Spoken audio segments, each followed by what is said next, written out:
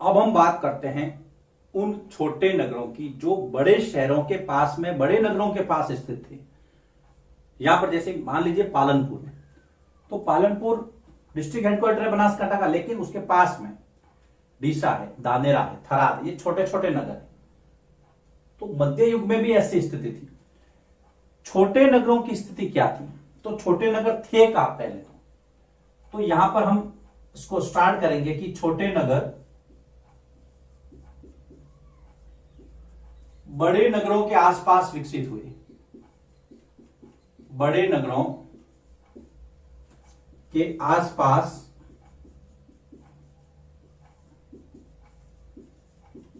विकसित हुए। जो लोग बड़े नगरों में नहीं बसे, उन्होंने नगरों के पास में अपनी बस्तियां बसा ली, वहां पर उद्योग अपने जो कामकाज थे वो स्थापित किए, तो छोटे नगरों का विकास हो गया, छोटे नगरों की स्थापना हो गई। अब बड़े नगरों की तरह छोटे नगरों की क्या क्या विशेषताएं थी?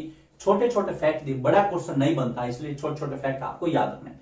सबसे पहला जो फैक्ट है, यहां पर छोटे नगरों में होती थी एक मंडपिका। कई बार कंपटीशन क्लासेज में, कंपटीशन एग्जाम में ये पूछा जाता है मंडपिका कहां थी। मैंने जब सीटेट का एग्जाम दिया था तो ये मंडपिका प्रश्न बन के मेरे सामने आया था। तो मंडपिका, जिसको मंडी भी कहते थे, आजकल भी हम कहते हैं सामान बेचने कहां जाना है, भाई मंडी में जाना है। तो यहां पर लोग, आसपास के जो गांवों के लोग थे, वो अपनी अनाज या उपज बेचने के लिए आते थे। मंडपिका क्या था कि आसपास के गांवों के लोग, आसपास के गांवों के लोग अपनी उपज जो उनकी फसल होती थी, हम अनाज से भी ले सकते हैं, आसपास के गांवों के लोग अपनी उपज बेचने यहां आते थे। कहां पर? मंडपिका में। इसका मतलब आप समझ सकते थे कि मंडपिका एक मंडी की तरह है, यहां आते थे। गुजराती में अगर मैं कहूं कि आपने देखा होगा गंज बाजार, बस आप समझ गए, मंडी, जहां पर लोग अपना सामान या फसल वगैरह जो है कृषि उपज बेचने के लिए आते हैं। लेकिन यहां पर दूसरी चीजें भी बिकती थी। इस मंडपिका के अंदर छोटी छोटी गलियां थी और बाजार थे अंदर, जिसको कहा गया हाट या हट। देखो, एक तो टर्म हो गई मंडपिका और दूसरा था हाट या हट। मंडपिका में छोटी छोटी गलियों में दुकानें और बाजार। मंडपिका में स्थित, मंडपिका में छोटी छोटी गलियों में स्थित, छोटी छोटी गलियों में स्थित बाजार तथा दुकानें, जिनको क्या कहा जाता था? हट या हाट। आज हम साप्ताहिक बाजार को हाट कहते हैं। हमारे आसपास के बाजार आपने पढ़ा था, वहां पर आपने देखा था साप्ताहिक बाजार, सप्ताह में एक दिन लगने वाला बाजार, जिसको हाट भी कहा जाता। लेकिन हम मध्य युग की बात कर रहे हैं, कंफ्यूजन नहीं चाहिए। अब इन बाजारों में क्या होता था? यहां पर कुछ लोग आते थे अपना सामान बेचने के लिए, जैसे कि कुम्हार, मिट्टी के बर्तन बेचते, है ना, तेल बेचने की तेलियों, शक्कर, शराब वाले, यहां पर ये सारा अपना सामान बेचते थे। नाम लिख लेते हैं हम एक एक, आपको नोट्स बनाने हैं। जैसे कि यहां पर मतलब मंडपिका में, याद रखना, छोटे नगरों को पढ़ रहे हैं। यहां पर जैसे हमने सबसे पहले मैंने नाम लिया था कुम्हार, यहां पर कुम्हारों, तेलियों, शक्कर बनाने वाले, शक्कर बनती है ना, शक्कर तथा ताड़ी बनाने वाले, शक्कर भी और ताड़ी, शराब।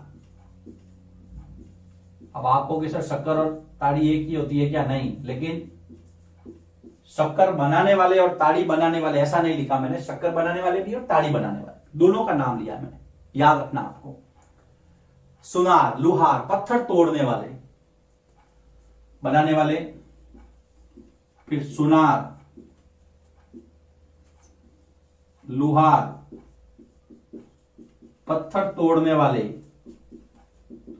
पत्थर तोड़ने वाले आदि के बाजार तथा दुकानें थी। अब यहां पर जो है इन शहरों में कुछ लोग बाहर से भी आते थे।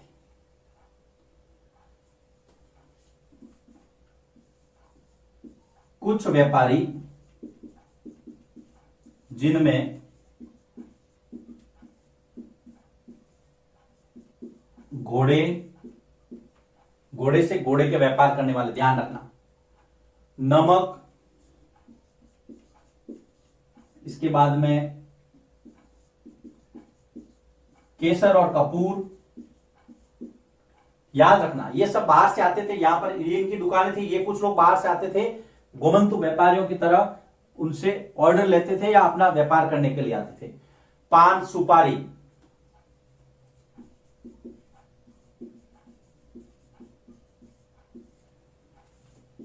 के व्यापारी थे।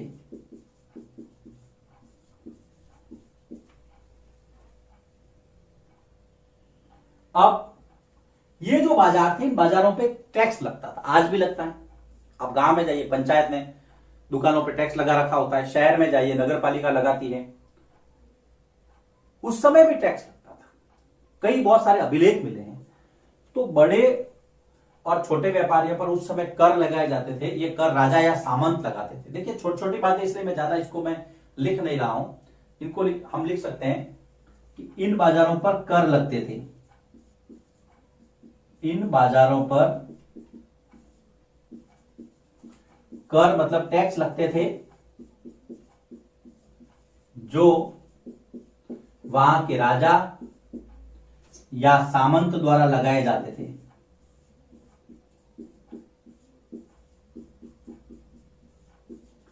कभी कभी ये वसूलते थे, कभी कभी इनके आदमी वसूलते थे, या कभी कभी जो कर वसूलने का जो जिम्मा है वो मंदिरों को दिया जाता था। हाँ, कभी कभी ये वसूलते थे, कभी कभी जो कर वसूली कौन करते थे, मंदिर भी करते थे। तो जिससे क्या है कि उस मंदिर के डेवलपमेंट पे खर्च होता था। राजा तो करते ही थे, सामंत भी करते, लेकिन कई बार क्या होता था, जैसे मान लीजिए कोई मंदिर है, मान लीजिए एक्स मंदिर है, उस मंदिर के पुजारी को कह दिया, राजा ने कह दिया कि भाई पुजारी जी या जो भी यहाँ के जो करता धरता है, आसपास के 5 गांव आपके। 5 गांव आपके का मतलब क्या है? 5 गांव आपके का मतलब है कि 5 गांवों से जो रेवेन्यू, जो टैक्स आएगा, वो आप मंदिर के निर्माण में खर्च करेंगे या मंदिर से संबंधित कार्यों में खर्च करेंगे। तो बाजारों पे भी ये है, कई बाजार ऐसे थे जहां पे टैक्स राजा सामंत लेते थे, उनके अधिकारी लेते थे, या फिर किसी मंदिर के नियंत्रण में उस बाजार को दे देते थे। ये छोटे नगरों वाला टॉपिक यहां पे समाप्त होता है। देखो इसमें क्या लिखा हमने, छोटे नगर पहले डेवलप कहां हुए कि भाई बड़े नगरों के आसपास विकसित हुए। उसकी विशेषता, सबसे पहला पॉइंट इसमें था मंडपिका, मंडी। यहाँ पे आसपास के लोग अपना सामान या उपज, कृषि उपज बेचने के लिए आते थे। इसमें हमने दूसरा पॉइंट लिया था हाट। हाट क्या था कि मंडपिका के अंदर छोटी छोटी गलियों में स्थित बाजार और दुकानें। फिर तीसरा बिंदु यहां पर दिया कि यहाँ पे कौन कौन लोग थे जो व्यापार करते थे, तो नाम लिख लिया हमने, कुमार थे, तेली थे, शक्कर और शराब बनाने वाले थे, सुनार थे, लोहार थे, पत्थर तोड़ने वाले आदि थे। कुछ लोग बाहर से भी आते थे, ये चौथा बिंदु ले लिया हमने। बाहर से कौन? घोड़े बेचने वाले, नमक बेचने वाले, केसर कपूर बेचने वाले, पान सुपारी बेचने वाले, ये लोग आते थे। इन बाजारों पे टैक्स लगता था। टैक्स लगना राजा या सामंत लगाते थे।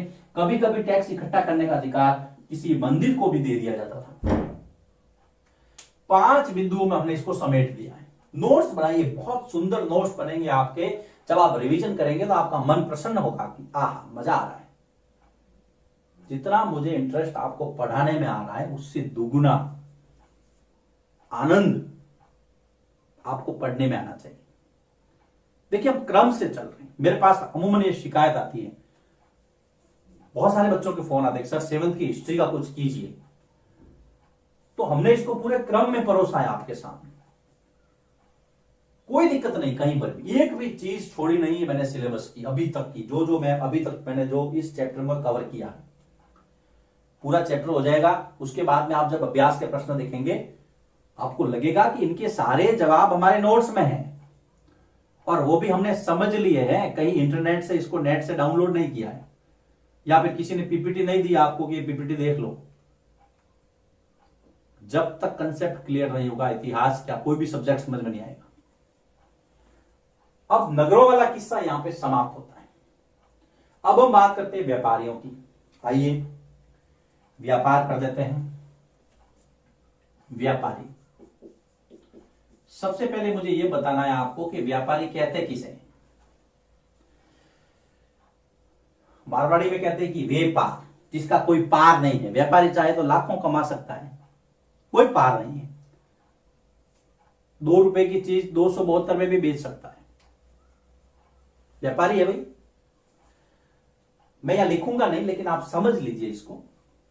वह व्यक्ति जो लाभ कमाने के उद्देश्य से किसी वस्तु को खरीदता और बेचता है, व्यापारी कहलाता है। तो व्यापार आदमी किस लिए करता है?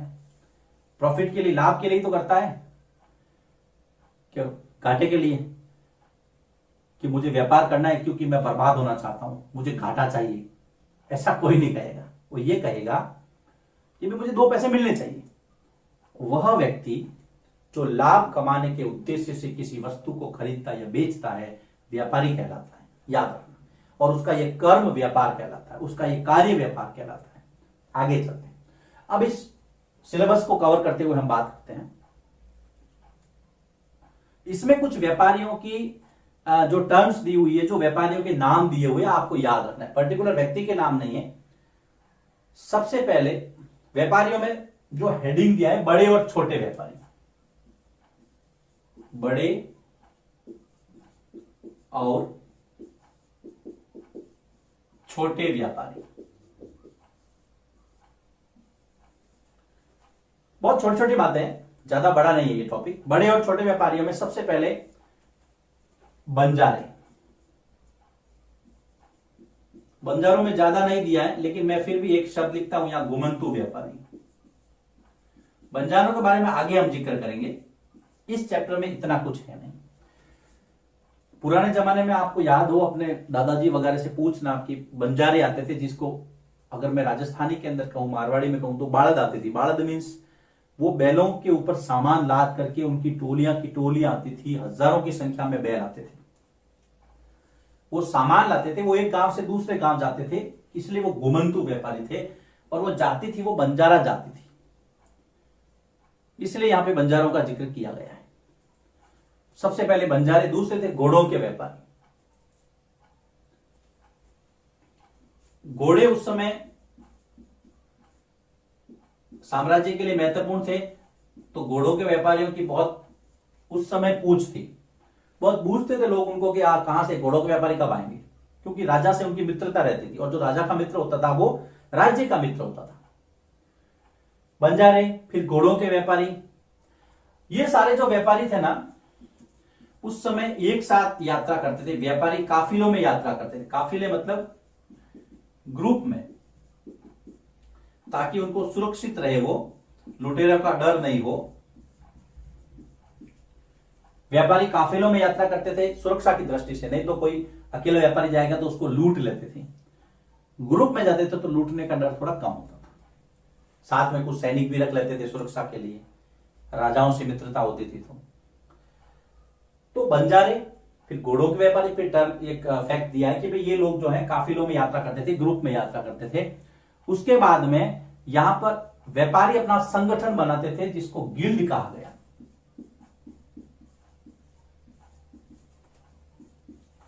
व्यापारिक संघ,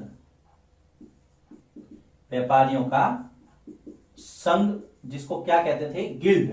याद रखना, एक टर्म है। फिर दक्षिण भारत के मणिग्रामम और नानादेशी, मणिग्रामम तथा नानादेशी दोनों क्या थे? दक्षिण भारत के व्यापारिक संगठन। देखिए मैं कहा छोटे छोटे टर्म है, ज्यादा कुछ बड़ा है नहीं इसके अंदर। मणिग्रामम, नानादेशी, दक्षिण भारत के व्यापारिक संगठन। अब हम आगे बढ़ाते हैं इसको, लेकिन कुछ मिटाऊंगा मैं इसमें से, देख लीजिए। व्यापारियों को पढ़ रहे हम। सबसे पहले हम बंजारों को पढ़ा। घुमंतु व्यापारी थे, घूमते रहते थे। घोड़ों के व्यापारी, व्यापारी काफिलों में यात्रा करते थे। गिल्ड जो है वो व्यापारियों का संगठन था, गिल्ड कहलाता था।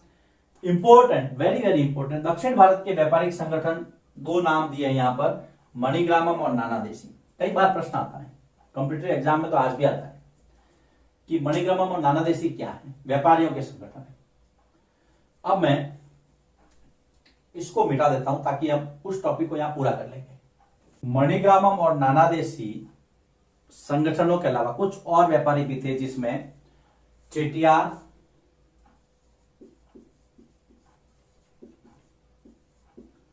मारवाड़ी ओसवाल समुदाय, मारवाड़ी ओसवाल व्यापारी, ओसवाल आजकल जैन समुदाय में भी हैं।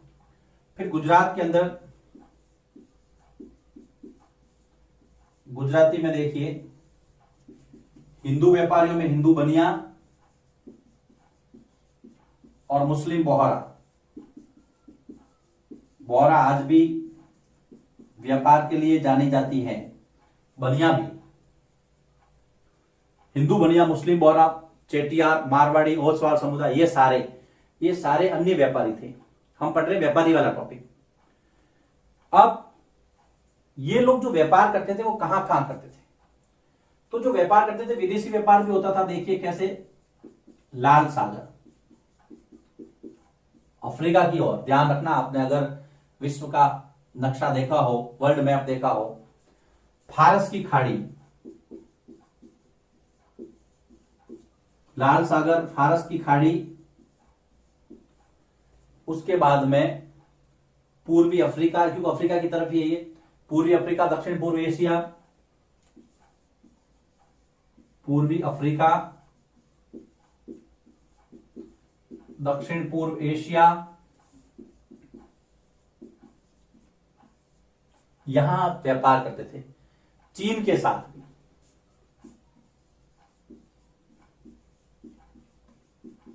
चीन के साथ व्यापार होता था। ये व्यापारिक समुदाय, ये जो व्यापारी थे, विदेशी व्यापार भी करते थे। और ये जगह है, प्रश्न आता है कई बार कि जो व्यापारी है वो किन किन देशों के साथ या किन किन जगहों के साथ इनका जो है विदेशी व्यापार था। तो इन जगहों के नाम लिखने हैं, और अगर इसकी लोकेशन आप पता करेंगे मैप में तो बहुत अच्छा रहेगा। इस चैप्टर के बाद में मैं मैप भी दूंगा एक, उस मैप में ये सारी चीजें हम डिस्प्ले करेंगे। अब कुछ चीजें मंगवाते थे, कुछ बेचते थे। तो भारत के देखिए, भारत से जो निर्यात होती थी, निर्यात का मतलब है विदेश को सामान बेचना। जो हम सामान बेचते थे, निर्यात मैं यहां लिख देता हूं, बेचना है ना।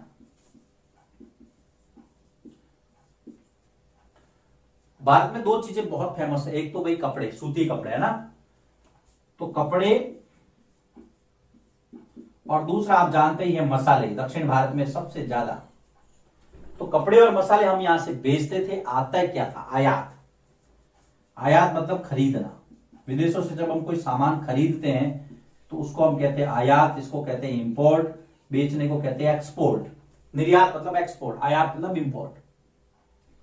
कई हम बातें करते हैं ना कई कि शर्ट ये तो इंपोर्टेड है। इंपोर्टेड मतलब बाहर से आया हुआ है, विदेश से।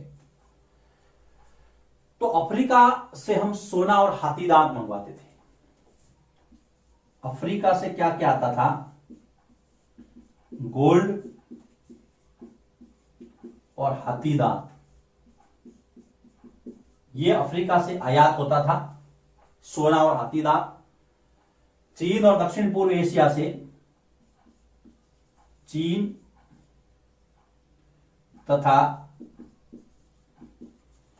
दक्षिण पूर्व एशिया से क्या मंगवाते थे, यह भी आपको पता रखना है।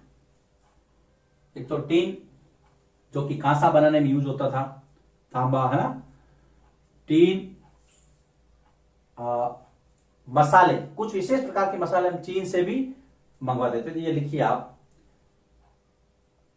मिट्टी के बर्तन भी आते थे वहां से, नीली मिट्टी के। टीन, नीली मिट्टी के बर्तन। आपको वैसे नीली मिट्टी कैसी होती थी भाई? मिट्टी के बर्तन होते थे, नीला कलर होता था उसमें, है ना। और कुछ मसाले, मसाले भारत में भी बहुत होते हैं, लेकिन कुछ मसाले हम चीन से भी मंगवाते थे।